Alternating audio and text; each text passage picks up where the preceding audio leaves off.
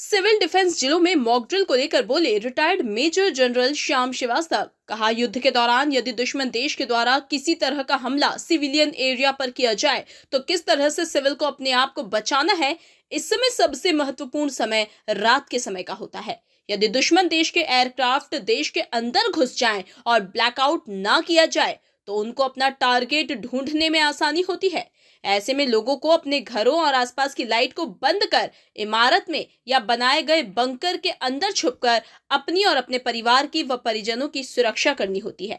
देखिए क्या होता है, ये सिविलियंस के लिए जब भी कभी लड़ाई होती है तो लड़ाई वैसे तो बॉर्डर्स के ऊपर होती है जब भी लड़ाइयाँ होती है, लेकिन जो एयर स्ट्राइक्स होती है वो किसी भी कंट्री के बहुत अंदर तक जाकर ही कर सकते हैं। और उनका उद्देश्य क्या होता है कि जो स्ट्रेटेजिकल चीज़ें होती हैं उनको ख़त्म किया जाए, पॉपुलेशन के ऊपर गोलीबारी की जाए जिससे कि लोगों का मोरल कम हो। ब्रिजेस हैं, एयरलाइन, रेलवे लाइन्स हैं और जो भी ऐसी चीज़ें होती हैं उनके ऊपर भी स्ट्राइक करते हैं और बड़े बड़े शहरों पर भी स्ट्राइक करने की कोशिश करते हैं जिससे कि दूसरे देश का मोरल जो है वो कम हो सके। तो ऐसा 65 के अंदर हुआ था।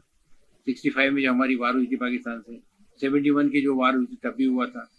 तो उस समय भी लोगों को गवर्नमेंट के द्वारा या सरकार के द्वारा ट्रेनिंग दी जाती है कि भाई अगर ऐसा होता है तो पहली बात तो आप इसके कैसे अपना बचाव करें और दूसरे कैसे एक ऐसा वातावरण तैयार करें कि दुश्मन जानबूझ करके सही जगह पर अपने गोले ना फेंक सके।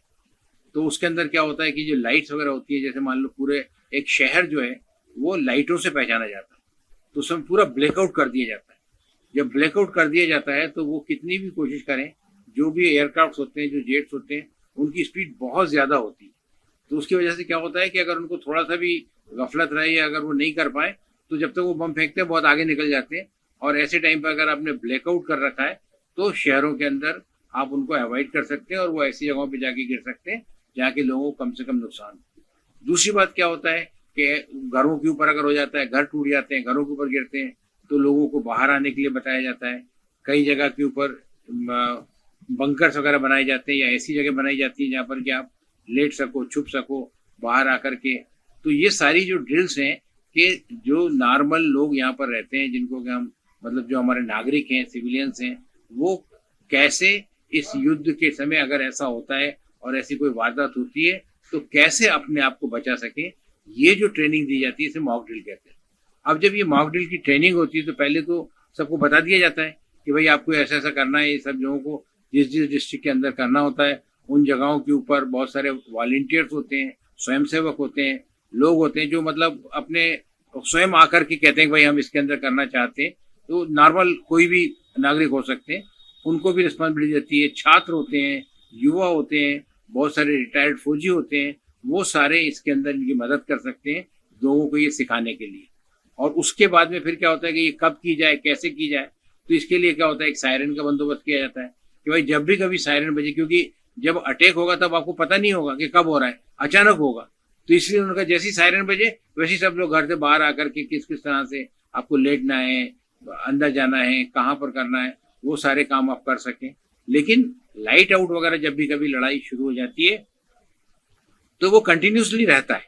पूरी रात जो है आपको अंधेरा करके रहना होता है और थोड़ा सा अंदर जितनी कम से कम लाइट के अंदर अपना काम कर सके, जिससे कि आने वाले एयरक्राफ्ट को पता नहीं चला कि आप किसी शहर के अंदर हैं।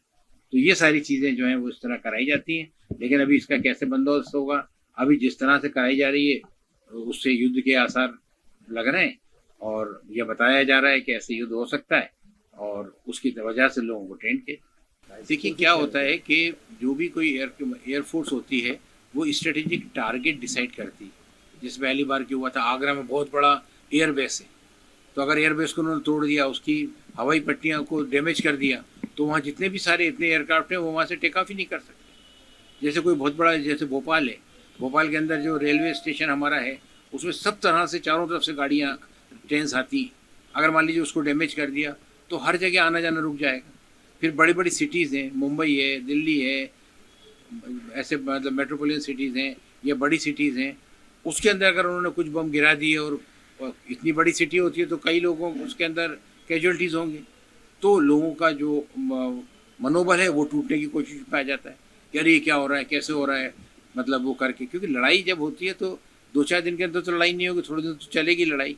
और उस समय अगर मान लीजिए कि देश के लोगों का मनोबल संभाल के रखना है लोगों ने कि हाँ भाई अगर लड़ाई होगी तो आप कितनी ज़्यादा नुकसान दुश्मन का करो, थोड़ा बहुत नुकसान आपका भी हो सकता है। लेकिन अगर आप इन सब चीज़ों का ध्यान रखें और तो आपकी कम से कम कैजुअलिटी होगी और आप उन सबको बचा सकते हो। आपकी एयरफोर्स तैयार है, आपके फोर्सेस तैयार हैं जो उनको नेस्तनाबूद कर देंगे। हमारे अंदर कोई आएगा हम उसको ख़त्म कर देंगे। जैसे ही हमारे पास बहुत सारे प्लान्स हैं, हम किसी को ये कोशिश नहीं करने देंगे। चांसेस बहुत कम हैं, लेकिन कम भी है तो ना। अगर एक भी हो गया मान लो उनमें से और उसके अंदर भी अगर हम मान लो ऐसा करके बच सकते हैं तो क्यों नहीं बच जाए।